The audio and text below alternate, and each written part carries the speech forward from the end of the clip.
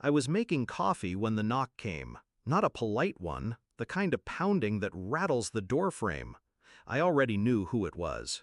Through the peephole, I saw them, my parents. My brother smirking behind them.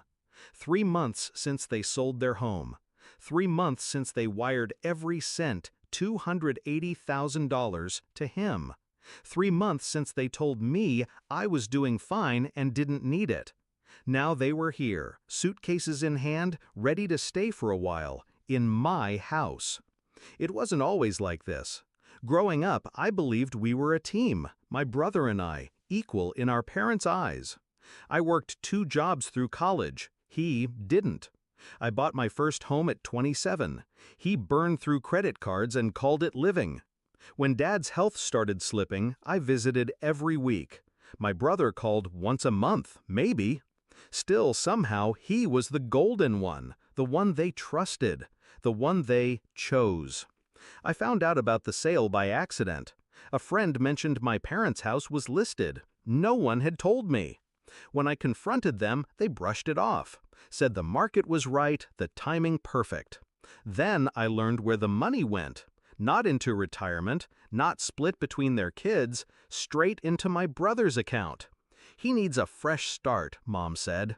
And you're fine. That was the moment I stopped being fine.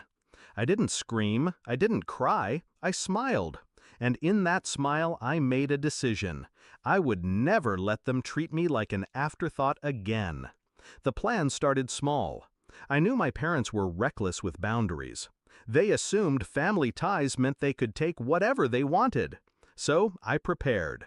Step 1, I quietly changed the locks. Step 2, I added security cameras, inside and out. Step 3, I called my lawyer. We drew up an occupancy clause that left no room for interpretation. No one may reside in or store property on the premises without written consent. It was airtight, legal, binding. Then I waited, because I knew they'd come. The moment my brother's fresh start went sour, and it always did, they'd look for the next soft landing. Back to that knock. I opened the door just enough to see their faces. Mom beamed like this was some surprise reunion. "We're just going to stay until we figure things out," she said, brushing past me. Except she didn't brush past. The chain lock stopped her cold. "What's this?" she frowned. "Security," I said. My voice was calm, too calm. "You can't just move in here." Dad chuckled like I was joking. My brother stayed silent, eyes darting around like he was already calculating which room he'd take. I stepped outside, pulling the door shut behind me. "You sold your house," I said. "You gave away every cent to him." I nodded toward my brother. "That was your choice. But this house, this is mine, and your choices don't buy you space here." Mom's smile faltered.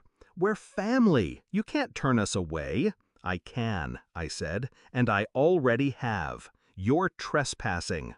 That was the first punch. The second came when I handed them the envelope. Inside was a formal notice to vacate, already notarized. I'd anticipated their attempt weeks ago. It wasn't just a refusal, it was a legal warning. If they set foot past my threshold, I could have them removed by police. Dad's voice cracked. "You'd really do that?" "I wouldn't," I said, "but you made sure I had to." The silence was thick. My brother scoffed, muttering something about me being heartless. I turned to him.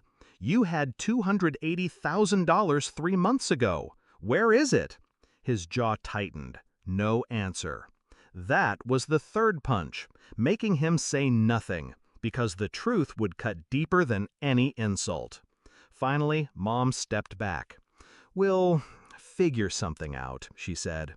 But the fight was gone from her voice. I didn't reply. I just watched as they turned, dragging their suitcases away. Inside, I locked the door. The cameras caught them leaving, just like I knew they would. I should have felt guilt, but all I felt was clarity. They chose him. They emptied their life savings into his hands and expected me to catch them when he inevitably dropped it. They thought blood meant entitlement. But family isn't about blood. It's about respect, boundaries, choice. In the end, I didn't just protect my home. I made sure they understood one thing. The next time they gamble away everything they own, they'd better make sure they have somewhere else to land. Because my door, it will always stay locked to those who try to kick it down.